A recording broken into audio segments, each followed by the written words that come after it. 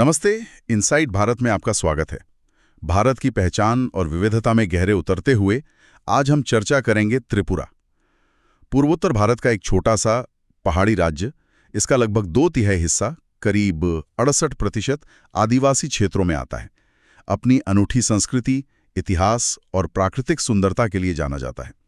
आज हम त्रिपुरा के अलग अलग पहलुओं को समझने की कोशिश करेंगे, जैसे वहाँ की जनसंख्या कैसी है, अर्थव्यवस्था कैसी है, सामाजिक संकेतक क्या कहते हैं, शासन व्यवस्था और हाँ, पर्यटन की क्या संभावनाएं हैं। बिल्कुल। और त्रिपुरा की एक खास बात ये भी है जो आपने शायद नोटिस की होगी कि ये 3 तरफ से बांग्लादेश से घिरा हुआ है। हाँ, ये तो है। बॉर्डर कितना लंबा है? करीब 856 किलोमीटर लंबी सीमा है बांग्लादेश के साथ।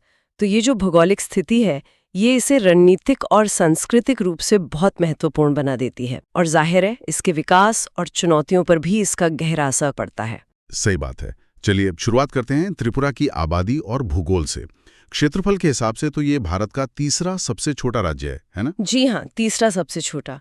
करीब 10,491 वर्ग किलोमीटर का एरिया है। और आबादी 2023 के अनुमान क्या कहते हैं? 2023 के अनुमानों के अनुसार आबादी लगभग 4.1 मिलियन, मतलब करीब 41 लाख है। 41 लाख। ये तो देश की कुल आबादी का बहुत छोटा हिस्सा हुआ, शायद 0.3%। हाँ, महज 0.3%। छोटा राज्य, छोटी आबादी। लेकिन यहाँ की जो पॉपुलेशन ग्रोथ रेट है वो लगभग 0.9% है। अच्छा, 0.9%। हाँ, जो राष्ट्रीय औसत के करीब ही है 2022-23 तक के आंकड़ों के हिसाब से। और पॉपुलेशन डेंसिटी, जनसंख्या घनत्व, वो करीब 350 व्यक्ति प्रति वर्ग किलोमीटर है। राष्ट्रीय औसत तो शायद 400 के ऊपर है, 415। जी, राष्ट्रीय औसत 415 से कम है। इसका एक बड़ा कारण शायद यहाँ का पहाड़ी और जंगली इलाका है, जो राज्य का करीब 70% हिस्सा है। अच्छा, 70% जंगल और पहाड़, तो डेंसिटी कम होना स्वाभाविक है। और निर्भरता अनुपात, मतलब डिपेंडेंसी रेशियो, वो भी राष्ट्रीय औसत से कम है। त्रिपुरा का 55.3% है, जबकि भारत का औसत 65.2% है। तो ये तो अच्छी बात हुई अर्थव्यवस्था के लिए, मतलब कामकाजी उम्र के लोगों पर आश्रितों का बोझ कम है। बिल्कुल, ये एक सकारात्मक पहलू है। ज्यादातर आबादी वैसे अभी भी ग्रामीण क्षेत्रों में ही रहती है। हाँ, लेकिन शहरीकरण बढ़ रहा होगा। शहरी आबादी का प्रतिशत कितना है? 2023 के अनुमान के हिसाब से शहरी आबादी करीब 39.2% है। ये पहले कम था, लेकिन अब राष्ट्रीय औसत को पार कर गया है। ओह, ये तो दिलचस्प है। अच्छा, एक बहुत जरूरी आंकड़ा, लिंगानुपात, जन्म के समय, सेक्स रेशियो एट बर्थ। हाँ, ये त्रिपुरा का एक बहुत ही मजबूत पक्ष है। NFHS 2019-21 के अनुसार ये 1028 था। 1028, मतलब प्रति 1000 पुरुषों पर 1028 महिलाओं का जन्म। राष्ट्रीय औसत तो 930 के आसपास है। जी, राष्ट्रीय औसत 929 था, तो त्रिपुरा उससे कहीं ज्यादा बेहतर है। ये वाकई सराहनीय है। और 2011 की जनगणना में भी बाल लिंगानुपात, मतलब 0 से 6 साल के बच्चों का, वो भी राष्ट्रीय औसत से बेहतर था। ये तो बहुत अच्छी खबर है। लेकिन रोजगार के आंकड़ों पर आते हैं। यहाँ स्थिति कैसी है? अनएम्प्लॉयमेंट रेट काफी कम है, सिर्फ 1.4%। 2022-23 सिर्फ 1.4%। राष्ट्रीय औसत तो 3.2% था। ये तो बहुत ही अच्छा है। हाँ, बेरोजगारी दर काफी कम है। लेकिन महिला श्रमबल पार्टिसिपेशन रेट, मतलब FLFPR, हाँ, female labour force participation rate, वो राष्ट्रीय औसत से थोड़ी कम है। त्रिपुरा की करीब 35.2% है, जबकि राष्ट्रीय औसत 37% है 2022-23। तो यहाँ थोड़ी गुंजाइश है सुधार की। जी, हालांकि इसमें पहले से सुधार हुआ है, पर अभी भी थोड़ी पीछे है। और इसमें भी ग्रामीण महिलाओं की भागीदारी शहरी महिलाओं से ज्यादा है। अच्छा, ये पैटर्न तो कई राज्यों में दिखता है। हाँ, और एक और दिलचस्प बात, ज्यादातर महिला श्रमिक जो हैं वो सेल्फ एम्प्लॉयड हैं, करीब 57%। Self employed? अच्छा, और अगर पूरी कामकाजी आबादी को देखें तो कौन से सेक्टर में ज्यादा लोग हैं? सबसे ज्यादा लोग सेवा क्षेत्र, मतलब सर्विसेज में लगे हैं, करीब 40.7%। ठीक है। उसके बाद कृषि, एग्रीकल्चर, करीब 35.6%। और फिर निर्माण, कंस्ट्रक्शन, करीब 20.5%, 2022-23। 20% से ज्यादा लोग कंस्ट्रक्शन में, ये तो राष्ट्रीय औसत 13% से काफी ज्यादा है। हाँ, ये ध्यान देने वाली बात है। शायद इंफ्रास्ट्रक्चर डेवलपमेंट पर जोर इसका कारण हो सकता है।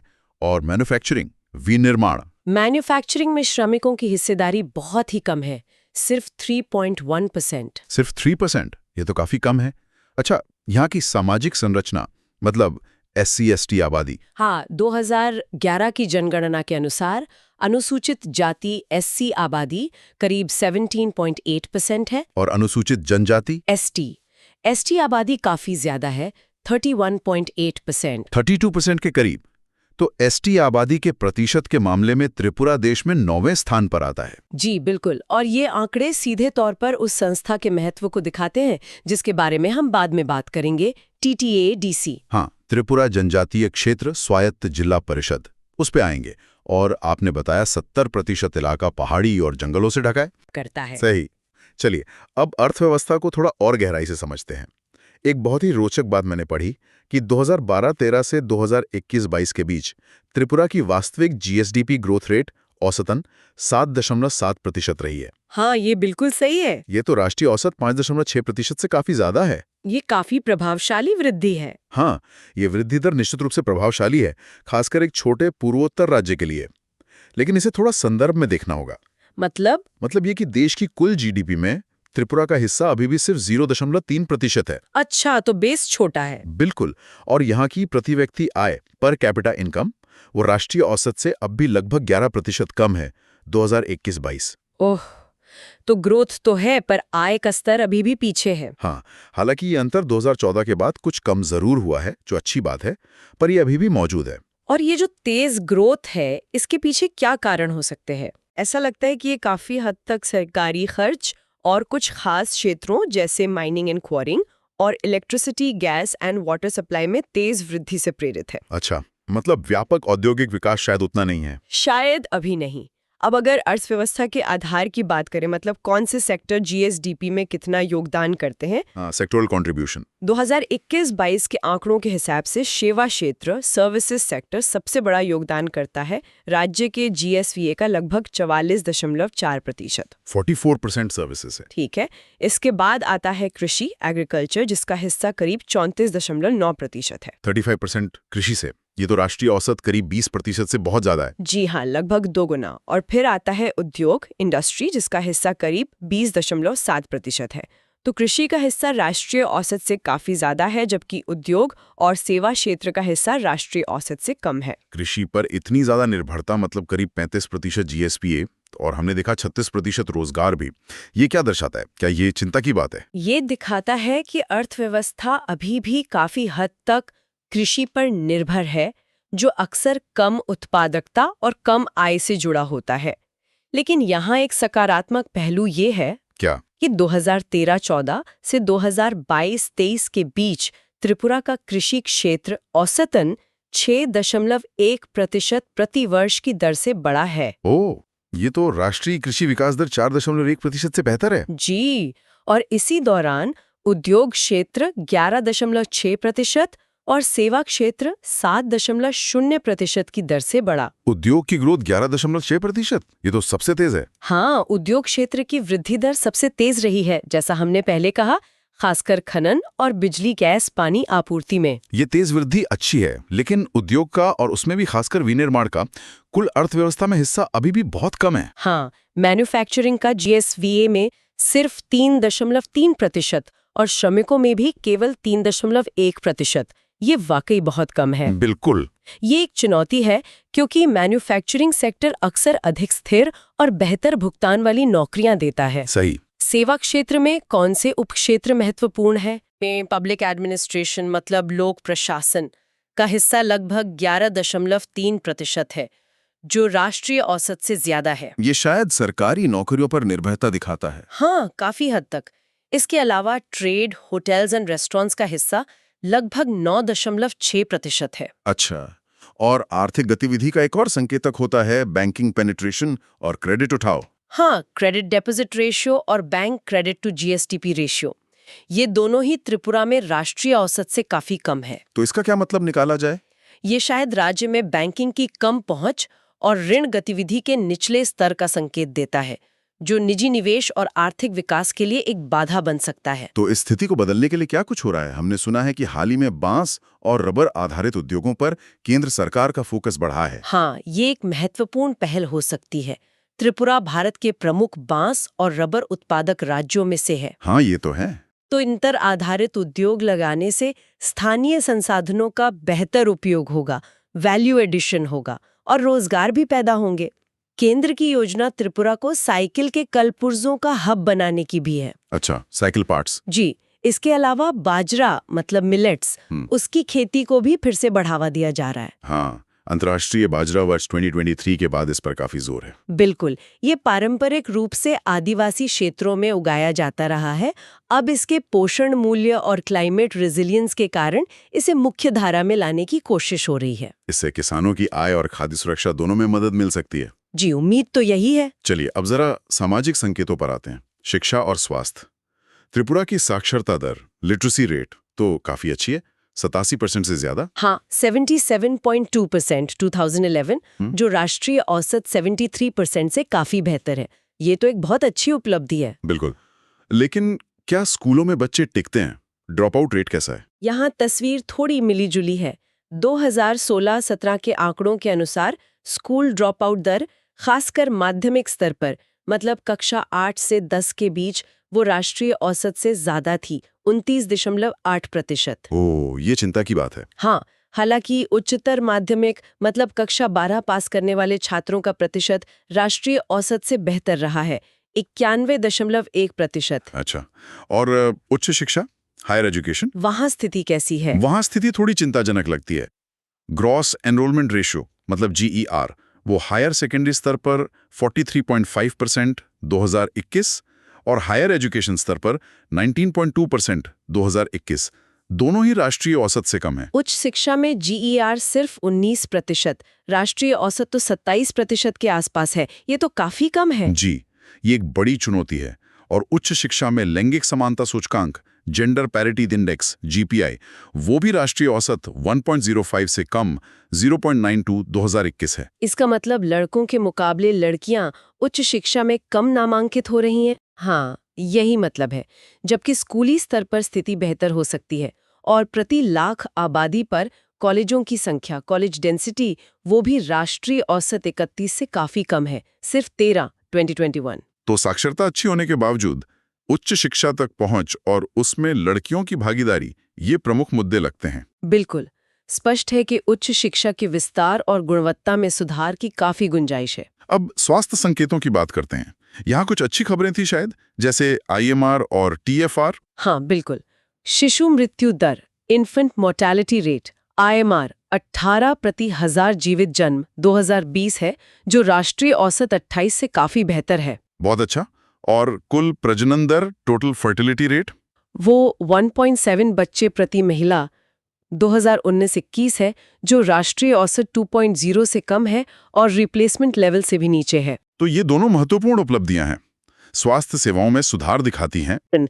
उनका प्रतिशत लगभग 69.5% 2019-21, राष्ट्रीय औसत 76.4% से कम है। ओह, ये तो ठीक नहीं है। इससे रोकी जा सकने वाली बीमारियां फैल सकती हैं। बिल्कुल। और कुपोषण की बात करें तो अंडरवेट बच्चों का प्रतिशत 25.6%, राष्ट्रीय औसत 32.1% से तो कम है, जो अच्छी बात है। हाँ, लेकिन स्टंटिंग मतलब उम्र के हिसाब से कद का ना बढ़ना, वो 32.3% है, जो राष्ट्रीय औसत 35.5% के काफी करीब है। स्टंटिंग अभी भी एक समस्या है। और एनीमिया का स्तर महिलाओं 67.2% और बच्चों 64.2% में राष्ट्रीय औसत से ज्यादा या उसके करीब है। ये एक गंभीर सार्वजनिक स्वास्थ्य समस्या बनी हुई है। तो स्वास्थ्य में भी मिलीजुली तस्वीर है। कुछ क्षेत्रों में बहुत अच्छा प्रदर्शन, कुछ में चिंताएं। अच्छा, जीवन की गुणवत्ता से जुड़े बुनियादी संकेतक, बिजली, पानी, सफाई। यहाँ बिजली लगभग 97.9% घरों तक और बेहतर स्वच्छता सुविधाओं लगभग 71.5% घरों तक पहुंच राष्ट्रीय औसत से थोड़ी बेहतर है। ठीक है। लेकिन पीने के पानी मतलब इम्प्रूव्ड ड्रिंकिंग वाटर सोर्स, उस तक पहुंच लगभग 88.5% घरों तक अभी भी राष्ट्रीय औसत 95.9% से कम है। NFHS 2019-21। अच्छा, पीने के पानी की पहुंच में सुधार की जरूरत है। जी, निश्चित रूप से ये एक प्राथमिकता होनी चाहिए। तो कुल मिलाकर सामाजिक संकेतों में प्रगति तो हुई है, लेकिन शिक्षा, स्वास्थ्य और बुनियादी सुविधाओं के कुछ अहम क्षेत्रों में अभी भी महत्वपूर्ण सुधार की जरूरत है। अब जरा शासन व्यवस्था पर आते हैं। त्रिपुरा का एक बहुत ही महत्वपूर्ण और अनोखा प्रशासनिक पहलू है TTADC, त्रिपुरा जनजातीय क्षेत्र स्वायत्त जिला परिषद। ये क्या है और राज्य के लिए इतना महत्वपूर्ण क्यों है? हाँ, TTADC ये बहुत ही रोचक और महत्वपूर्ण पहलू है त्रिपुरा का। देखिए, इसका गठन हुआ था 1979 के एक अधिनियम के तहत। अच्छा। और फिर 1985 में इसे संविधान की छठी अनुसूची 6th स्केड्यूल के तहत लाया गया। छठी अनुसूची जो पूर्वोत्तर के कुछ आदिवासी बहुल क्षेत्रों को विशेष स्वायत्तता देती है। बिल्कुल। TTADC का मुख्य उद्देश्य है त्रिपुरा की जो स्वदेशी जनजातीय आबादी है, इंडिजिनस ट्राइपुरा पॉपुलेशन, उनको स्वशासन का अधिकार देना। Self governance. जी, उनका सामाजिक, आर्थिक और सांस्कृतिक विकास सुनिश्चित करना और उनकी जो विशिष्ट पहचान है, रीति रिवाज हैं, परंपराएं हैं, उनकी रक्षा करना। और ये कितने क्षेत्र को कवर करता है? ये परिषद त्रिपुरा के लगभग 68% भौगोलिक क्षेत्र को कवर करती है। 68%? हाँ। मतलब राज्य का 2/3 से ज्यादा हिस्सा इसके दायरे में आता है। हाँ, बिल्कुल। और इस क्षेत्र की आबादी की संरचना देखें तो कुल आबादी में 83% से ज्यादा अनुसूचित जनजाति ST के लोग हैं। 83% ST? और राज्य की जो कुल ST आबादी है उसका लगभग 87.55% इसी TTADC क्षेत्र में रहता है। तो ये साफ है कि ये परिषद राज्य की आदिवासी आबादी के लिए कितनी महत्वपूर्ण है। इसमें सदस्य कितने होते हैं? परिषद में 30 सदस्य होते हैं, 28 निर्वाचित होते हैं और 2 सदस्य राज्यपाल द्वारा मनोनीत किए जाते हैं। और निर्वाचित सीटों में आरक्षण है? हाँ, 28 निर्वाचित सीटों में से 25 सीटें ST के लिए आरक्षित हैं। ये आदिवासी प्रतिनिधित्व सुनिश्चित करता है। इसका मुख्यालय अगरतला से करीब 26 किलोमीटर दूर खुमुलवंग में है। इसे शक्तियां क्या-क्या मिली हुई हैं? ये सामान्य जिला प्रशासन से कैसे अलग है? छठी अनुसूची के तहत इसे काफी व्यापक विधायी, कार्यकारी और न्यायिक शक्तियां प्राप्त हैं। जैसे भूमि आवंटन और उपयोग पर कानून बनाना, वन प्रबंधन, आरक्षित वनों को छोड़कर, कृषि के लिए पानी का उपयोग, पारंपरिक झूम खेती का नियमन। अच्छा। ग्राम या नगर समितियों का प्रशासन, विरासत, विवाह और तलाक, सामाजिक रीति रिवाज जैसे मामलों पर भी कानून बना सकती है। और विकास के काम? हाँ, यह प्राथमिक स्कूल, डिस्पेंसरी, बाजार, सड़कें आदि स्थापित और प्रबंधित कर सकती है। इसे कुछ कर लगाने की भी शक्ति है, जैसे व्यवसायों पर कर, वाहनों पर टोल वगैरह। और न्याय प्रशासन? ये स्थानीय स्तर पर न्याय प्रशासन के लिए ग्राम न्यायालय भी स्थापित कर सकती है। तो ये एक तरह से, जैसा मैंने पहले कहा, राज्य के भीतर राज्य जैसी संरचना है, जिसका उद्देश्य स्थानीय आदिवासी समुदायों को सशक्त बनाना है। यहाँ हाल में कुछ राजनीतिक बदलाव भी हुए हैं। 2021 के चुनावों में TIPRA मौथा पार्टी जीती थी। जी हाँ, 2021 के चुनावों में TIPRA मौथा पार्टी TMP, जो एक नई क्षेत्रीय पार्टी है और ग्रेटर त्रिपुरा लैंड की मांग करती है, उसने बहुमत हासिल किया है। और अब परिषद का नाम बदलकर त्रिपुरा टेरिटोरियल काउंसिल TTC करने और इसकी शक्तियों को बढ़ाने का भी प्रस्ताव है। जी, ऐसा प्रस्ताव है। ये TTADC के बढ़ते राजनीतिक और प्रशासनिक महत्व को दर्शाता है। TMP का उदय और TTC का प्रस्ताव अधिक स्वायत्ता और आदिवासी अधिकारों पर बढ़ते राजनीतिक जोर का संकेत है। तो इसके क्या मायने हो सकते हैं राज्य की राजनीति के लिए? यह निश्चित रूप से राज्य की राजनीति, शासन और केंद्र राज्य संबंधों को प्रभावित कर रहा है और भविष्य में भी करेगा।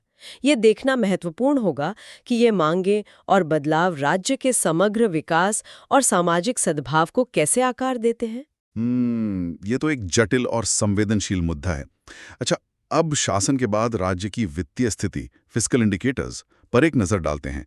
राज्य पर कर्ज कितना है? डेट टू GSDP रेशियो 2022-23 के आंकड़ों के अनुसार त्रिपुरा का ऋण GSDP अनुपात लगभग 32.2% है। 32%? ये तो औसत भारतीय राज्य के करीब ही है। जी, बहुत ज्यादा नहीं है। और आकस्मिक देनदारियां, कंटिंजेंट लायबिलिटीज, वो भी औसत राज्य से कम है। ये तो ठीक लगता है। लेकिन राजकोषीय घाटा, फिस्कल डेफिसिट, वो जीएसडीपी का 4% है और प्राथमिक घाटा प्राइमरी डेफिसिट वो 2% है। ये दोनों आंकड़े औसत राज्य से थोड़ा ज्यादा हैं। तो इसका मतलब है कि राज्य अपने साधनों से थोड़ा ज्यादा खर्च कर रहा है। हाँ, एक तरह से।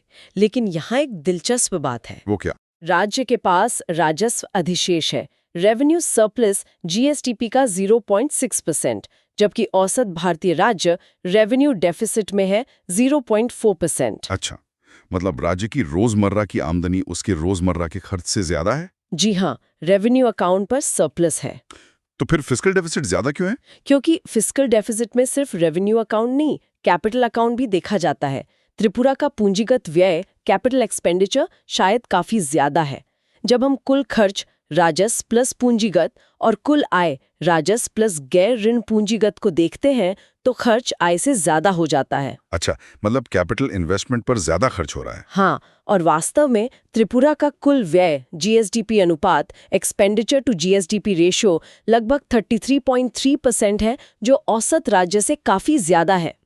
राज्य अपने जीएसडीपी का एक बड़ा हिस्सा खर्च करता है। और इस ज्यादा खर्च का एक बड़ा हिस्सा शायद केंद्र से मिलने वाले फंड से आता होगा। बिल्कुल। केंद्र से मिलने वाले करों, टैक्सेस फ्रॉम सेंटर, में राज्य की हिस्सेदारी 14वें वित्त आयोग में 0.6% थी, जो 15वें में बढ़कर 0.7% हो गई है। थोड़ी बड़ी है। हाँ, और ग्रांट से नेड मतलब अनुदान, उसमें हिस्सेदारी 1.1% से बढ़कर 2.3% हो गई है। और ये तो दोगुने से ज्यादा हो गई। जी, ये दिखाता है कि राज्य अपने खर्चों के लिए केंद्र से मिलने वाले हस्तांतरण पर काफी ज्यादा निर्भर है। राज्य का अपना एफआरबीएम एक्ट भी है वित्तीय अनुशासन के लिए। हाँ, त्रिपुरा का अपना एफआरबीएम एक्ट 2005 है, जिसमें समय समय पर संशोधन हुए हैं। सीएजी रिपोर्ट के अनुसार राज्य ने पिछले कुछ सालों में राजकोषीय घाटे और बकाया देनदारियों के लक्ष्यों को ज्यादातर हासिल किया है, लेकिन राजस्व घाटे अधिशेष के लक्ष्यों को हासिल करने में उतनी सफलता नहीं मिली है। तो कुल मिलाकर वित्तीय प्रबंधन मिला-जुला रहा है। समझ गया। चलिए इन सब आंकड़ों से हटकर अब त्रिपुरा की उस खूबसूरती और संस्कृति की बात करते हैं जो इसे खास बनाती है। राजधानी अगरतला में ही भव्य उज्जयंत पैलेस है। हाँ, उज्जयंत पैलेस महाराजा राधा किशोर माणिक्य ने बनवाया था, सफेद संगमरमर का, इंडो सार्सेनिक शैली में। अब ये पूर्वोत्तर भारत का सबसे बड़ा संग्रहालय है, त्रिपुरा गवर्नमेंट म्यूजियम। देखने लायक होगा। और अगरतला के पास ही वो झील के बीच में महल है, नीर महल। हाँ, नीर महल पैलेस, रुद्र सागर झील के बीच में। इसे लेक पैलेस ऑफ त्रिपुरा भी कहते हैं। महाराजा बीर विक्रम किशोर माणिक्य ने बनवाया था। ये भारत के कुछ ही जल महलों में से एक है। हिंदू और मुस्लिम वास्तुकला का सुंदर मिश्रण है इसमें। ये तो बहुत सुंदर लगता होगा। और एक और अनोखी जगह का नाम सुना है, उनाकोटी। उनाकोटी, हाँ, इसका मतलब है 1 करोड़ से 1 कम। 1 करोड़ से 1 कम, क्यों?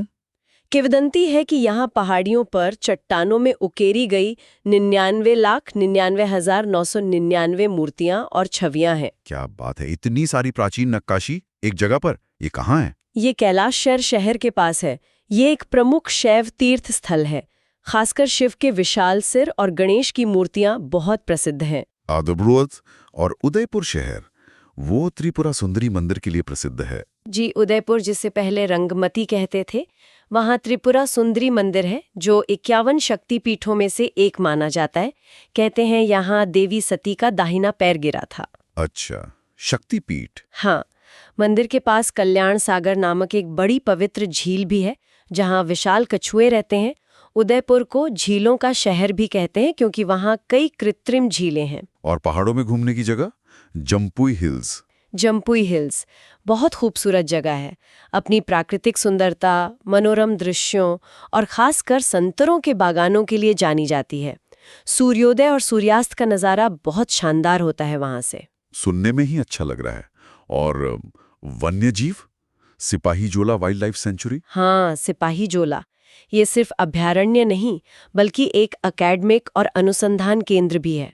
यहाँ झीलें, बॉटैनिकल गार्डन, चिड़ियाघर है। क्या खास जानवर है वहाँ? कई तरह के पक्षी और प्राइमेट्स पाए जाते हैं, जिनमें चश्माधारी लंगूर, फेयर्स लैंगूर और लुप्तप्राय क्लाउडेड लेपर्ड शामिल हैं। वाह, तो पर्यटन की काफी संभावनाएं हैं। बिल्कुल, बशर्ते बुनियादी ढांचे और कनेक्टिविटी में और सुधार हो। और त्रिपुरा की संस्कृति भी उतनी ही रंगीन है। हाँ। लोक नृत्यों का जिक्र आता है अक्सर। हाँ, संस्कृति में बंगाली और विभिन्न जनजातीय समुदायों का सुंदर मिश्रण है। कई जीवंत लोक नृत्य हैं, जैसे रियांग जनजाति का होजागिरी नृत्य। होजागिरी, उसमें क्या खास है? उसमें महिलाएं सिर पर बोतल और जलता हुआ दीपक रखकर संतुलन का अद्भुत प्रदर्शन करती हैं और शरीर के निचले हिस्से को घुमाती हैं।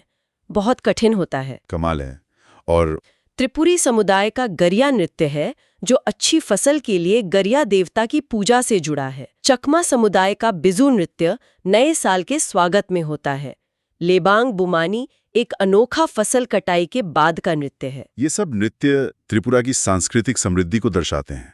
और त्योहार, दुर्गा पूजा यहाँ का सबसे बड़ा और प्रमुख त्योहार है, जिसे सभी समुदाय मिलकर बड़े उत्साह से मनाते हैं। तो हमने जिन आर्थिक चुनौतियों की बात की थी, कम विनिर्माण, कृषि पर निर्भरता, क्या हालिया योजनाएं उनसे निपटने में मदद कर सकती हैं, जैसे बांस, रबर, बाजरा और कनेक्टिविटी पर फोकस? हाँ, ये योजनाएं उसी दिशा में कदम है।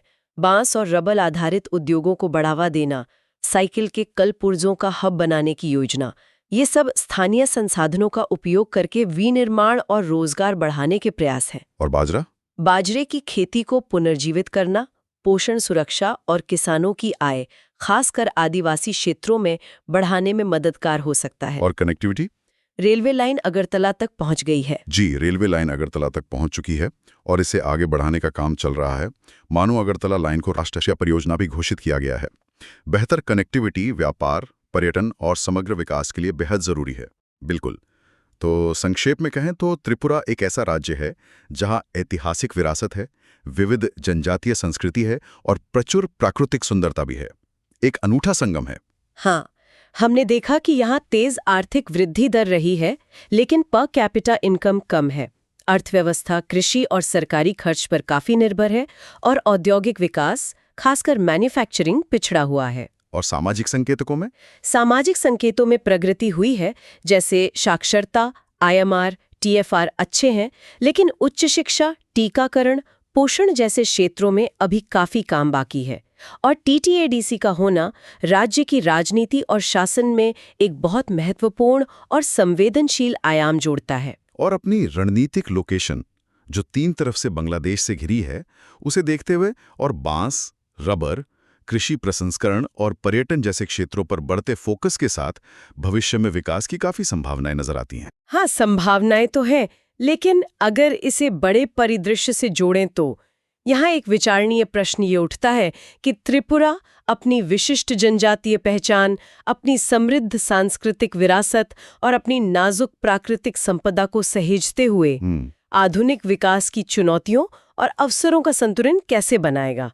ये एक बड़ा सवाल है, खासकर तब जब वो 3 तरफ से एक अंतर्राष्ट्रीय सीमा से घिरा है। ये सीमा सुरक्षा और व्यापार दोनों के लिहाज से अवसर भी देती है और चुनौतियां भी। सही बात है। ये संतुलन साधना ही शायद त्रिपुरा के सतत और समावेशी विकास के लिए भविष्य की कुंजी होगी। बिल्कुल। Okay, so we hope you like today's discussion. For more such discussion, subscribe to our channel. धन्यवाद। जय हिंद।